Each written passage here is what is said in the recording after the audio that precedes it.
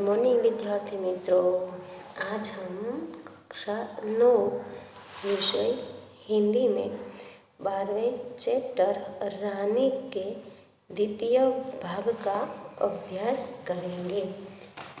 पहले भाग में हमने देखा था कि महादेवी लेखिका जो है हमारी महादेवी जी वर्मा जो है वह जो है उन्हें लगता है कि उनके पास भी एक छोटा जो है वह घोड़े यानी कि टट्टू होना चाहिए।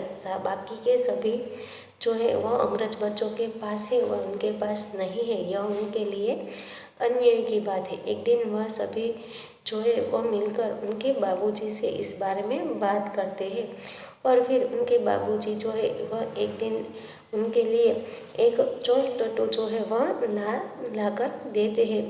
अब उनके लिए एक अलग से घर यानी कि रहने की जगह जो है वह बनवाते हैं। उनके रहने के लिए तो कोई जगह नहीं थी, यानी कि बरामदा जो था उसी में दरवाज़ा बनाकर उन्हें वहाँ रखने की जो है वह व्यवस्था की जाती है। उनके लिए एक नौकर भी साइस यानी कि घोड़े की जो देखभाल करने वाला हो वह व्यक्ति भी रखा जाता है। इस बात से पहले तो वो लोग जो है वह बड़े ही नाराज़ थे, लेकिन उनकी हकीकत जानने के बाद सभी को उनसे मित्रता हो ही गई। हम बार बार सोचते हैं कि वह कुछ और छोटी क्यों न हुई होती तो हम रोजी और निकी के समान उसे भी अपने कमरे में रख लेते। यानी कि महादेवी जी जो है वह कहती है कि यह जो टट्टू उनके लिए यानी कि घोड़ी जो लाई गई है जिसका नाम रानी है वह को थोड़ी छोटी होती तो क्यों न हुई। यदि वह छोटी होती तो रोजी और निकी के समान ही वह उसे भी अपने कमरे में रख लेते।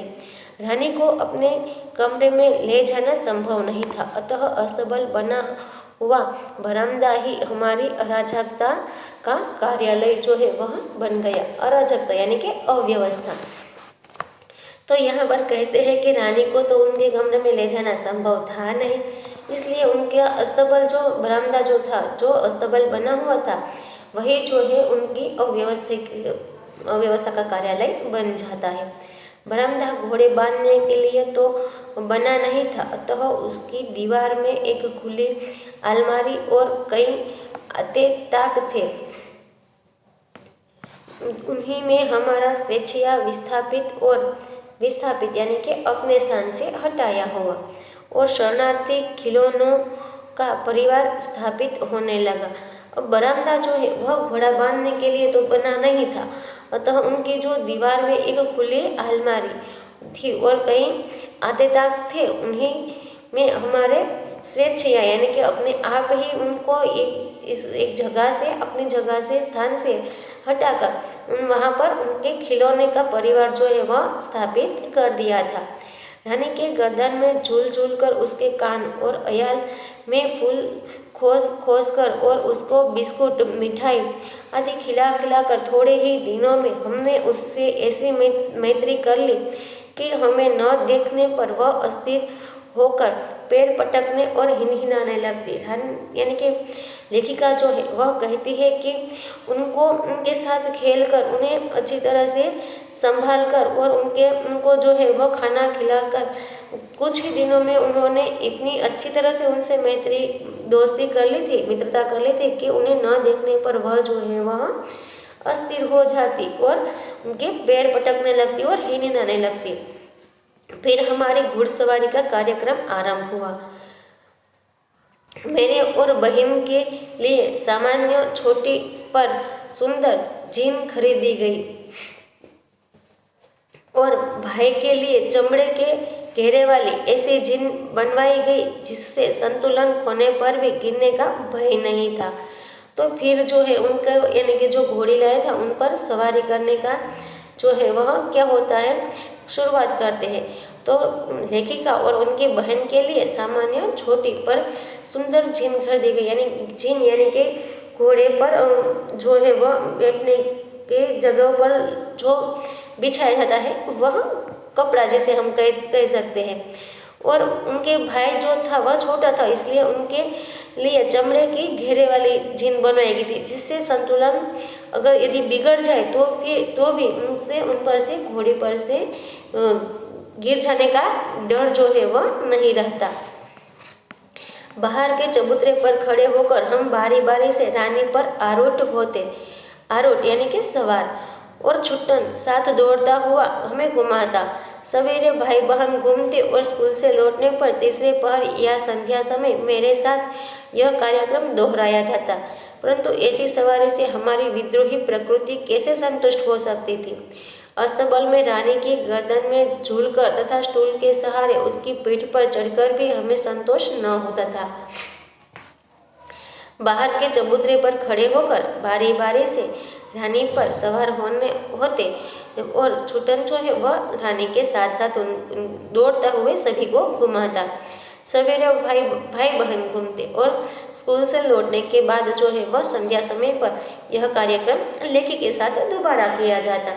परंतु ऐसी सवारी से जो है उनकी विद्रोही जो प्रकृति थी उन्हें संतोष नहीं मिलता। अस्तबल में भी वह रानी की गर्दन में झूलते, स्टूल के सहारे उनकी पीठ पर भी चढ़ जाते, लेकिन इन सब बातों से भी उन्हें संतोष नहीं होता था। अंत में एक छुट्टी के दिन दोपहर में सबके सो जाने पर हम रानी को खोलकर बाहर ले आए और चबूतरे पर खड़े होकर उसकी नंगी पीठ पर सवारी करके बारी बारी से अपनी अधूरी शिक्षा की पूरी परीक्षा कर लेने लगे। अब अंत में क्या होता है कि एक दिन छुट्टी का दिन था और दोपहर में सभी सो गए, तभी वह लोग लेखिका जो है वह रानी को खोलकर बाहर ले जाती है और चबूतरे पर खड़े होकर उन पर जो जीन बिछाई रहती है वह बिना बिछाए ही उनकी नंगी पीठ पर जो है वह लोग क्या करते हैं, पीठ पर सवारी कर बारी बारी यानी कि जो उनके भाई बहन वह सब बारी बारी जो उनकी शिक्षा अभी पूरी भी नहीं हुई थी उनकी परीक्षा लेने लगे। यह स्वाभाविक ही था कि ताज रानी हमारी अराजक प्रवृत्तियों से प्रभावित हो जाती। वास्तव में बालकों में चेतना के विभिन्न स्तरों का बोध न होकर सामान्य चेतना का ही बोध रहता है, अतः उनके लिए पशु पक्षी वनस्पति सब एक परिवार के हो जाते हैं। अब यह स्वाभाविक था कि ताज रानी यानी कि घोड़ी जो है वह उनकी अराजक प्रवृत्तियों से प्रभावित तो होती ही, कि वास्तव में क्या होता है कि बालकों की चेतना के विभिन्न स्तर का बोध उन्हें बालकों को नहीं होता। उनकी चेतना जो है वह सामान्य ही बातें जो है वह समझ सकती है, उनके सामान्य बातों का ही ज्ञान होता है। इसलिए बालक जो है होते हैं उनके लिए पशु पक्षी वनस्पति आदि सब जो है उन सबको वह एक जैसा मानते हैं, वह सब उनके लिए एक ही परिवार होते हैं। निक्की रानी की पूंछ से झूलने लगता था। रोज इच्छानुसार उसकी गर्दन पर उछलकर चढ़ती और नीचे कूदती थी और हम सब उसकी पीठ पर ऐसे गर्व से बैठते थे मानो मयूर सिंहासन पर आसीन हो। मयूर सिंहासन यानी कि मयूर के जो है वह आकार वाला जो है वह सिंहासन, मोर के आकार का सिंहासन यानी कि मयूर यानी मोर के आकार का सिंहासन जो होता है वैसा। तो निक्की और रानी की पूंछ से झूलने लगती थी, रोज उनकी इच्छा अनुसार गर्दन पर उछल कर चढ़ती थी और फिर नीचे कूद जाती थी और लेखिका और सब जो है वह उनकी पीठ पर ऐसे गर्व से बैठते हो जैसे उस रानी की पीठ पर नहीं लेकिन मयूर सिंहासन पर बैठे हो। रानी हम सबकी शक्ति और दुर्बलता जानती थी। उसकी नंगे पीठ पर अयाल पकड़कर बैठने वालों को वह धूल की चाल से इधर उधर घुमाकर संतुष्ट कर देती थी। धूल की यानी कि धीमी। परंतु एक बार मेरे बैठ जाने पर भाई ने अपने हाथ की पतली संटी यानी कि लकड़ी संटी उसके पैर में मार दी। चोट लगने की तो संभावना ही नहीं थी, परंतु इससे न जाने उसका स्वाभिमान आहत हो गया या कोई दुखद स्मृति उभर आई। वह ऐसे वेग से भागी मानो सड़क, पेड़, नदी, नाले सब उसे पकड़ बांध रखने का संकल्प किए हो। रानी जो है वह लेखिका यानी कि उनके भाई बहनों की सभी शक्ति और दुर्बलता को जानती थी। उसकी नंगी पीठ पर आयाल यानी कि उनके जो पीठ पर के जो बाल हैं उन्हें पकड़कर बैठने वालों को वह जो है वह धीमी चाल से इधर उधर घुमाकर संतुष्ट कर देती थी। परंतु एक बार क्या होता है कि लेखिका के बैठ जाने पर उनका भाई जो था उनके हाथ में रही हुई पतली सी संटी यानी कि पतली सी लकड़ी से उनके पैरों में मार देता है।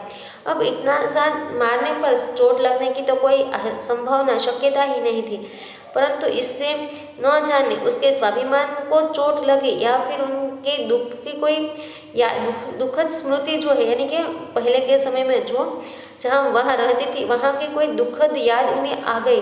वह इतने झड़प से वेग यानी इतनी तेजी से भागे कि मानो लगता हो कि जैसे सड़क, पेड़, नदी, नाले सब उसे पकड़कर बांध रखने का संकल्प किए हो और वह जो है वह भाग जाना चाहती हो।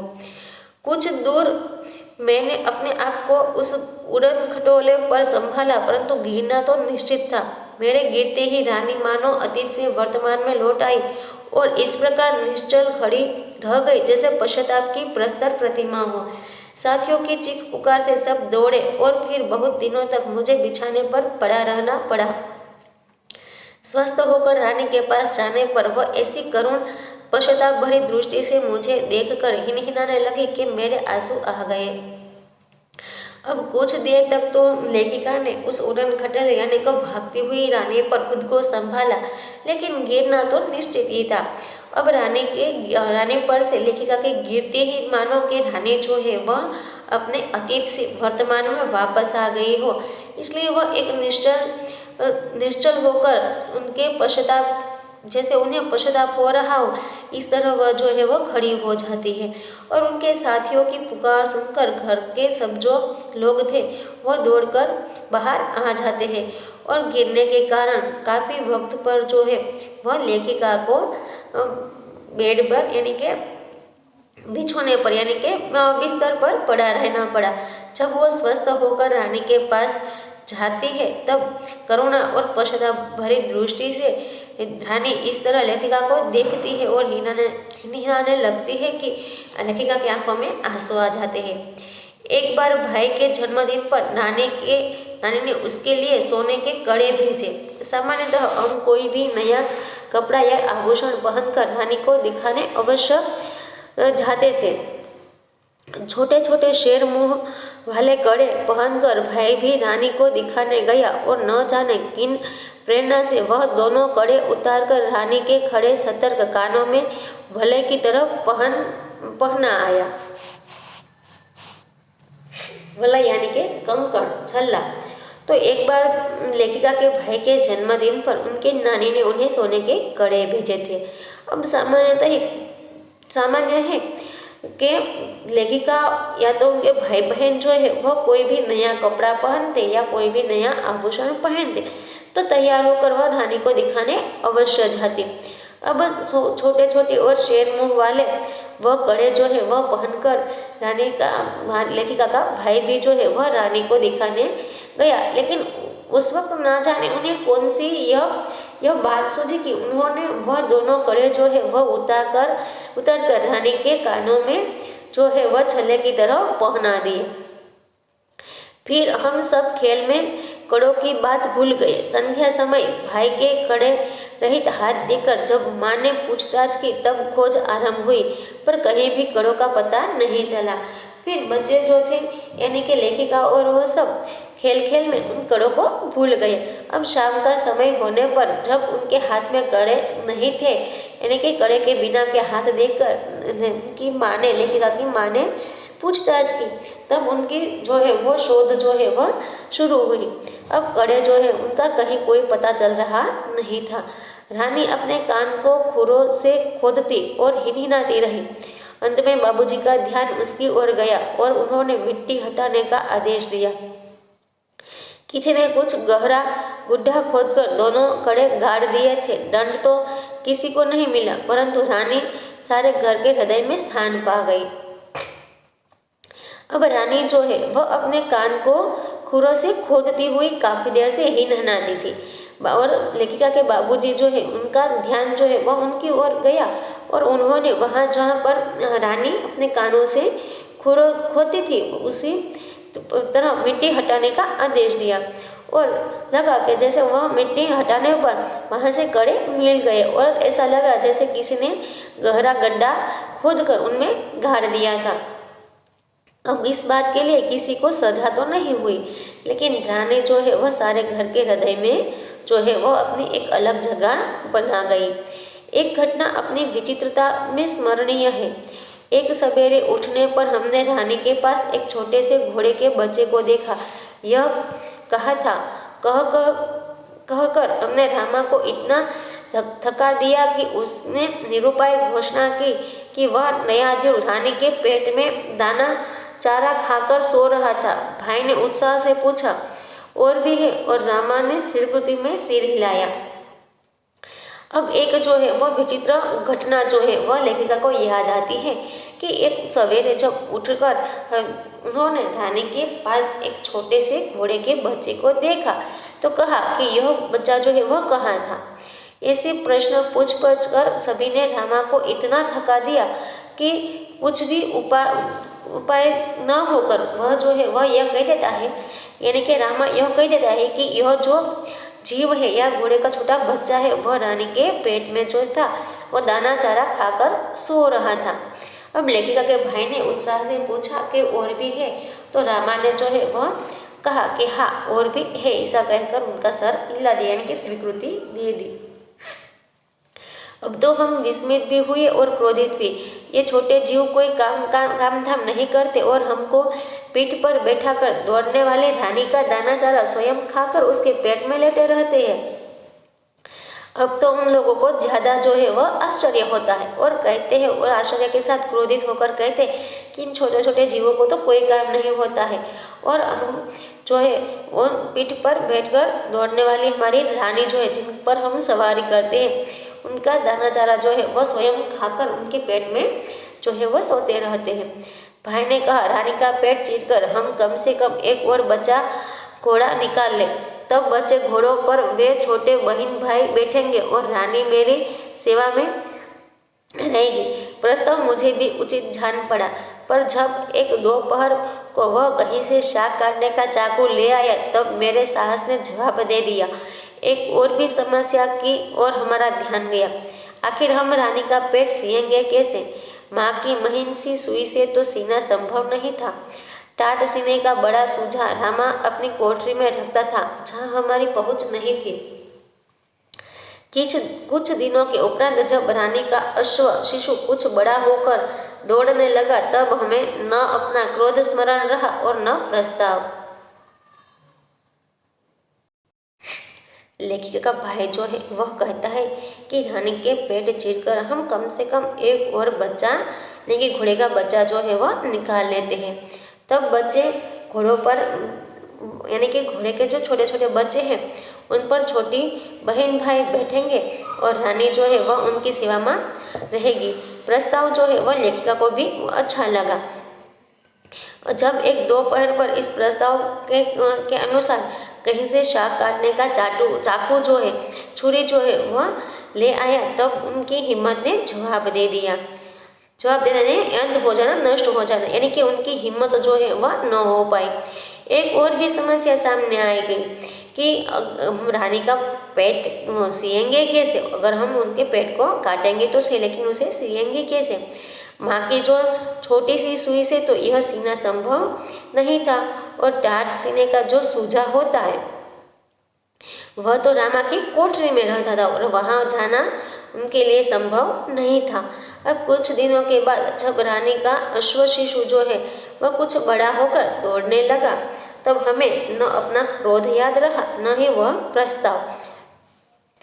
विद्यार्थी मित्रों, यहाँ पर हमारा यह जो 12वां चैप्टर था रानी वह समाप्त होता है। आशा करती हूँ कि आपको यह चैप्टर जो है वह अच्छी तरह से समझ में आ गया होगा। धन्यवाद।